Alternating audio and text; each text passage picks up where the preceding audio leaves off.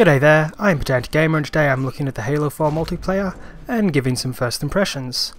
I know that similar sentiments have been said on the internet to what I am going to say, and it has been a rather divisive area with some agreeing but not finding it to be an issue, some agreeing and of course finding it to be an issue, and of course some not agreeing at all. I am of course talking about the many features that Call of Duty may or may not have created, but has almost undeniably popularized.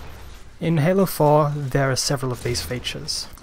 There are now loadouts whereby you have to rank up to a certain level to be able to unlock certain weapons, armor abilities and the like, to be able to have them as part of your loadout. The very notion of loadouts in Halo is not something I'm particularly fond of. Even in Reach when there were different loadouts, I wasn't really a fan of it, and that was when everyone had access to the same loadouts at all times. Furthermore, there is the introduction of kill cams, which I don't really mind being there, but I don't really see the value they add and why they have been implemented. One thing that I hate that relates to this is how the respawns work. You can now instantly respawn, and when you spawn it is very much so how you spawn in Call of Duty. So get ready to be spawned with people standing behind you, shooting you already, spawning behind people as they try and tactically move around the map, making their movements completely moot as you just essentially teleport right in behind them and have essentially a free kill. There is also the introduction of ordnance drops, which you seem to be getting by getting kills, assists and otherwise scoring points. This gives one access to a choice of 3 different power weapons or abilities, such as the Overshield, which spawns in a pod near the player. This very much so can be seen to make the more dominating players dominate even further. In other words, the rich get richer and the poor get poorer.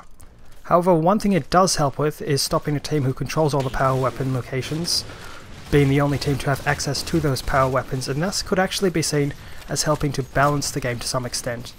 Those with all first impressions, it's very hard to say if this will or will not occur. It is something I'm hopeful of though, as it can really suck to be on a team that has no access to power weapons. This is now especially the case as you can actually now join games that are in progress, which is something that previously was not in Halo games. This is great on one hand, as it always sucked to have all but one player on the opposing team rage quit, and of course your entire team could also rage quit on you, leaving you against the entire other team, which of course really was not very fun. But it's not really an improvement either, as it is also horrible to get thrown into a game whereby people have all been rage quitting, and that generally means the team you're put into is the losing team, and they're generally losing fairly badly and have little to no chance of winning, which of course is not particularly fun either. Now, as for how the game actually plays, it is significantly more fast-paced than I remember Halo ever being, and even eclipses the fast-paced nature of Halo 2's multiplayer. The guns mostly do feel great, and the balance seems to be somewhat fine-tuned, but rather hitting that area whereby some weapons have a slight advantage over others. This wouldn't be an issue and is indeed something I actually enjoy in most games, as perfect imbalance is indeed a great thing. But the fact that the weapon and armor abilities etc.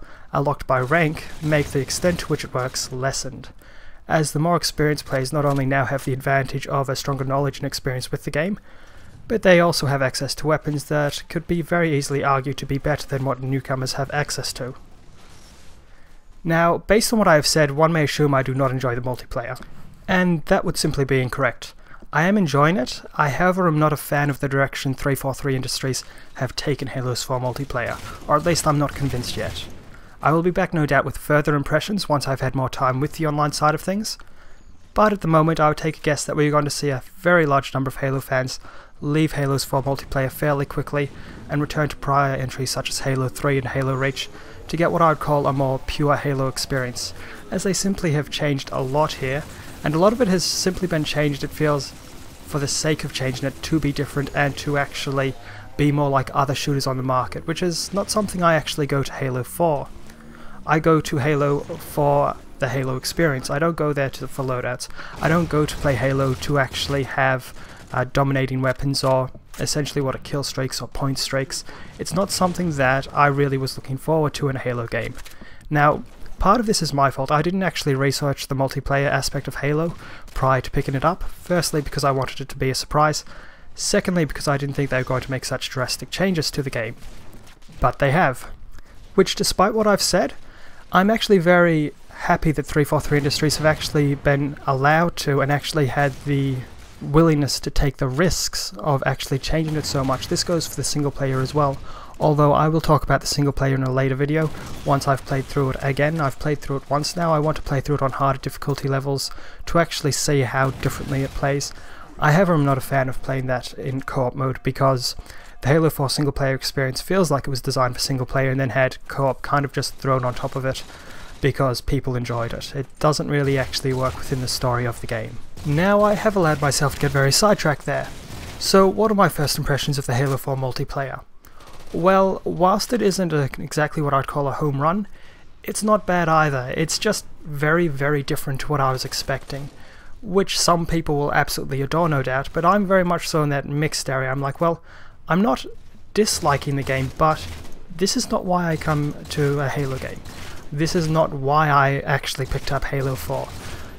It's disappointing in that regard. But at the same time, the game is still fun. So, really I don't know how else I can say it. I'm enjoying it, but I'm disappointed with the kind of game it has actually turned out to be. So if you are one of the few who have been sitting on the fence, not really sure whether you should pick up Halo 4 or not, if you are looking for the same kind of experience that you've got in previous Halo games, you may want to wait it out a bit longer or actually look into it even further, watch more gameplay, because it really is very different in terms of the multiplayer. So it's really hard to actually say, yes, if you're a Halo fan, you're definitely going to enjoy this, or you're definitely not going to enjoy it. One thing you can say with certainty is you're going to definitely find it to be, well, a very different experience to what we have recently had, or had at all in the Halo games. Now, if you have played other games like Call of Duty, or other games that use loadout systems, etc., and you've always found Halo a bit hard to get into, this might actually be a very good thing, and something that actually makes you look into the game more so, because it is actually definitely a more accessible game. I'd actually even go as far to say it's a much more casual game than the previous Halo games, which were easy to play, yes, but they were a lot harder to master.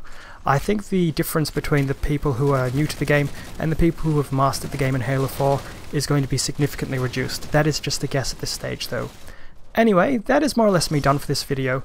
If you have enjoyed it, please consider giving it a like and subscribe, as it really does help me out. Anyway, this is Pedantic Gamer. I do hope you've enjoyed this video, and I do hope to see you next time.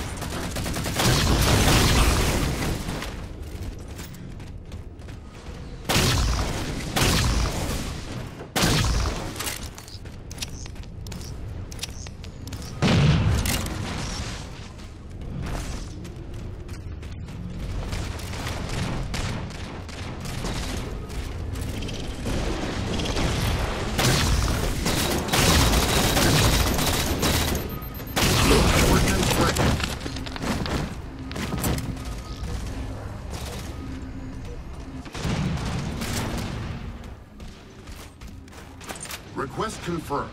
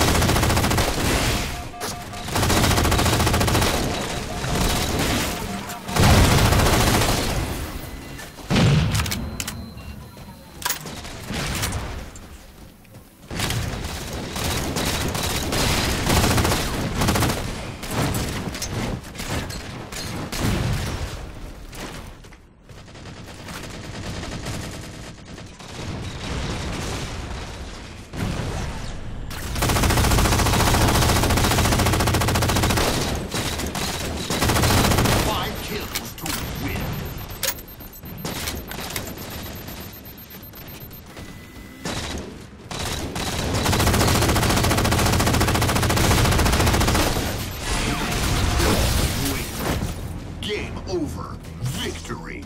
Ha!